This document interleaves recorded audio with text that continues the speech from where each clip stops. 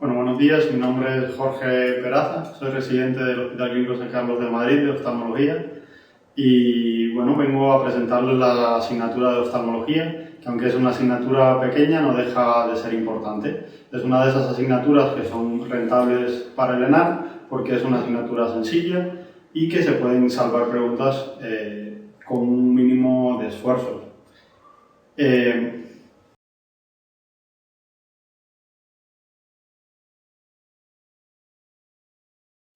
De manera que esta asignatura apasionante vamos a explicarla primero haciendo un bosquejo general de la embriología, la anatomía y la fisiología y posteriormente vamos a ir avanzando en la patología ocular. La embriología del globo ocular, de esto hay que recordar poco, sobre todo que entre el día 22 y el 24 se empiezan a formar unas especies de evaginaciones a partir del prosencéfalo que forman las fosetas ópticas que se transforman posteriormente en las vesículas ópticas y ya entre la octava y la novena semana del embarazo ya está prácticamente formado la totalidad de la anatomía del globo ocular, no totalmente desarrollado pero sí formado. En el noveno mes del embarazo ya el globo ocular tiene cierta madurez y a partir del noveno mes y hasta la edad adulta el globo ocular va creciendo ya menos, en menor proporción, pero va a ir creciendo. Hay dos grandes capas embrionarias que forman los anejos y el globo ocular. El ectodermo superficial va a formar el cristalino, el epitelio corneal, la glándula lagrimal, el neuroectodermo, la retina y el nervio óptico, la cresta neural, pues los huesos orbitarios, y el mesodermo es el que va a formar los músculos extraoculares. Por tanto, el origen es dual, sobre todo ectodermo, la gran mayoría, y mesodermo para los músculos extraoculares.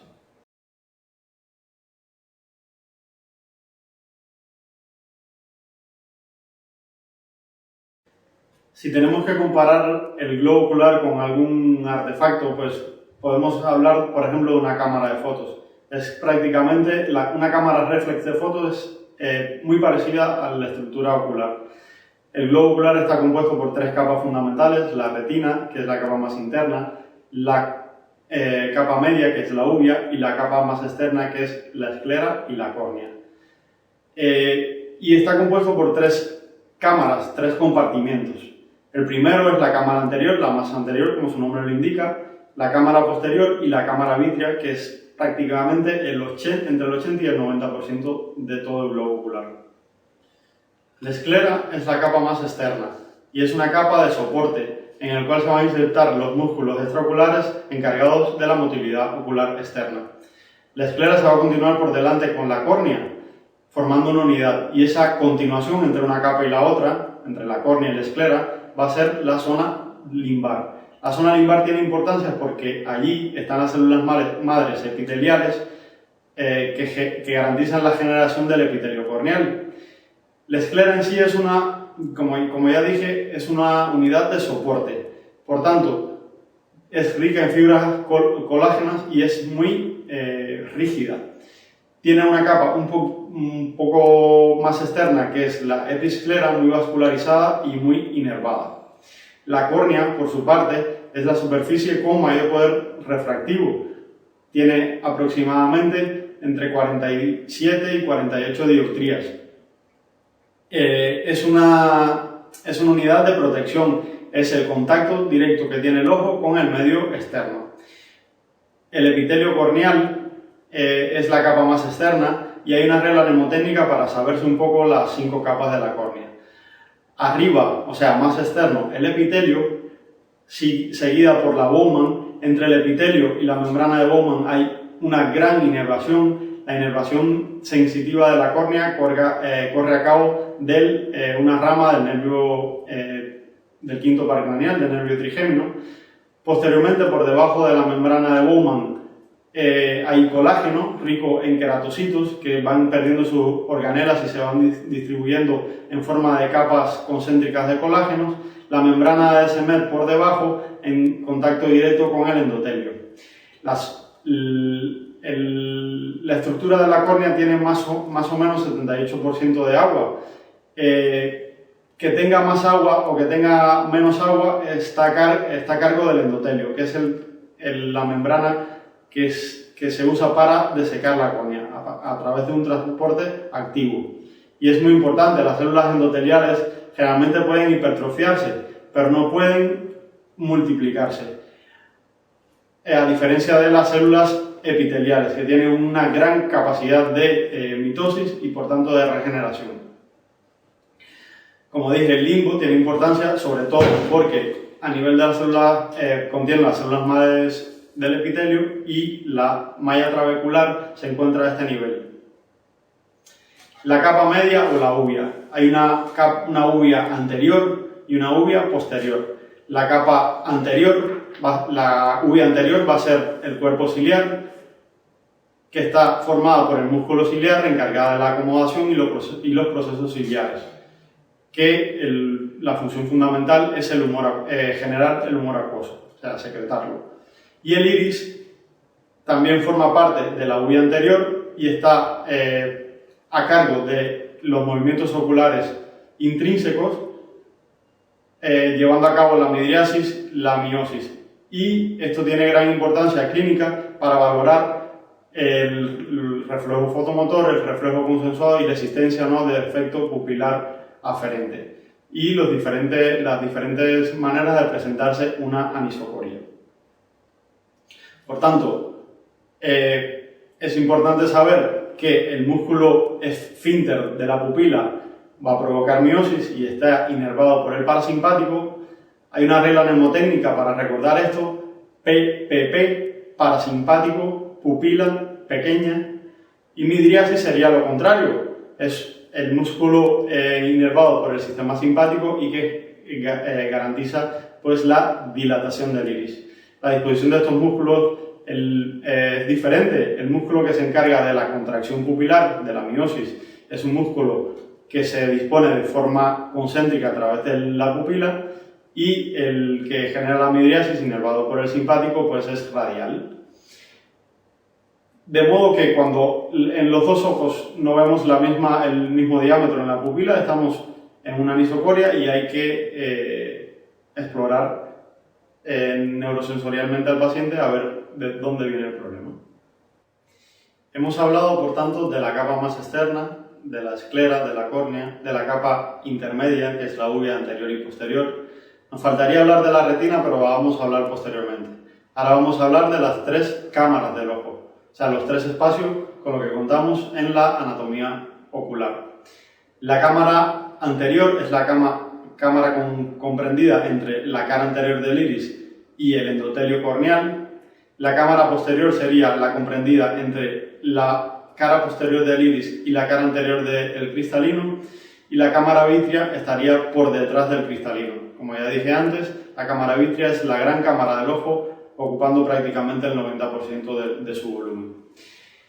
Esto tiene una gran importancia, porque sobre todo para el flujo de humor acuoso tenemos que saber la dirección, cómo funciona normalmente el flujo del humor acuoso para mantener la presión intraocular.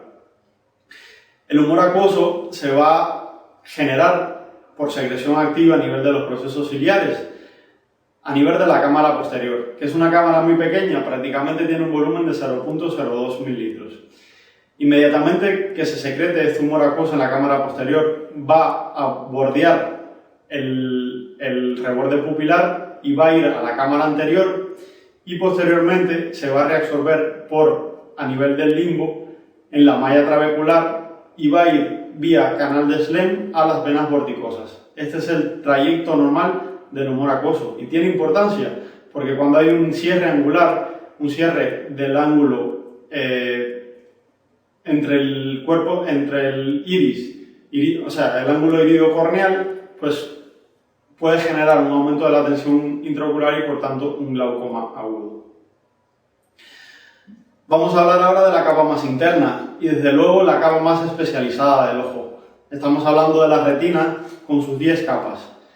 Recordar las 10 capas de la retina quizás no tenga tanta importancia. Si las deberíamos tener una idea un poco para saber cómo funciona la generación del estímulo de luz, pero recordarla una a una no creo que tenga mucha importancia. Esta capa es desde luego la más especializada, es la capa que permite la transformación de la luz en un impulso nervioso. Desde la más interna a la más externa, pues tenemos el epitelio pigmentario, la capa de fotorreceptores, la membrana limitante interna, donde están los núcleos de los fotorreceptores, la granulosa externa, la plexiforme, y así sucesivamente. Ya digo, repito que no creo que sea importante saber las capas de la retina. Y la retina tiene a su vez tres partes fundamentales. La retina central, que ocupa un diámetro aproximadamente de 8 milímetros, que incluye la región macular, es una región que está comprendida entre las arcadas vasculares, y una retina periférica por fuera de estas arcadas que termina en la hora serrata. La hora serrata es una terminación festonada de la retina que se indenta con la pars plana de la uvea. Y bueno, el contenido del globo ocular, también recordar que son sobre todo tres estructuras: el cristalino, el vítreo y el humor acuoso, que ya les he explicado anteriormente. El cristalino es una lente, es una estructura convexa, avascular, sin nervios, y es la segunda lente en potencia del dioptro ocular. Estamos hablando aproximadamente de 17 dioptrías. El vítreo es un gel avascular que tiene una función óptica, si bien óptica más bien de transparencia, si bien no tiene gran poder dióptrico, y una función de sostén, es el que le da la conformación esférica al ojo. Y el humor acuoso, que ya dijimos que se produce en los procesos ciliares, desde la cámara posterior bordea la pupila y se reabsorbe en el ángulo irido-corneal a través de la malla trabecular. El humor acuoso tiene gran importancia en el mantenimiento de la presión intraocular.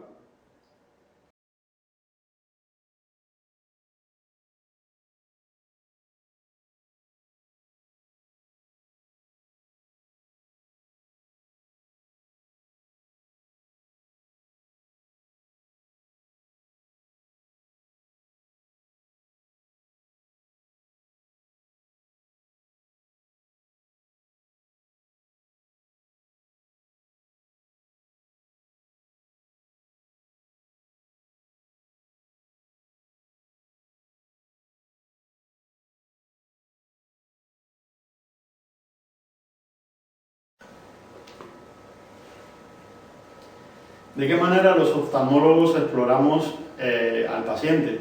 Pues desde luego, inicialmente con la agudeza visual. Es la gran función del ojo, desde luego, y por tanto lo hacemos midiéndola con optotipos, que tenemos dos grandes formas de medirla. Una modo es medir la visión cercana y el otro modo la lejana. La visión cercana la vamos a medir a 30 centímetros y la visión lejana a 6 centímetros.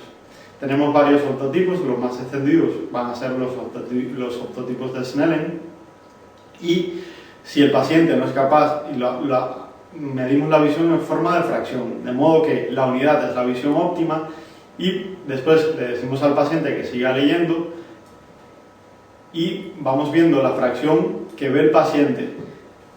Por tanto, podemos evaluar la agudeza visual en función de las letras que va viendo el paciente, y si el paciente no es capaz de ver ninguna letra, hacemos lo que le llamamos cuentadedos. Nos ponemos a 3 metros, enseñamos los dedos, pues si no lo puedes contar, pues nos ponemos 1 metro más y 1 metro más cercano, y si es incapaz de contar dedos a 50 centímetros, por ejemplo, ya nos vamos a movimiento de manos. Movemos las manos, por supuesto, con un ojo fluido, siempre medimos la agudeza visual cada ojo por separado, y si es incapaz el paciente de ver movimiento de manos, pues le ponemos una luz a ver si percibe luz.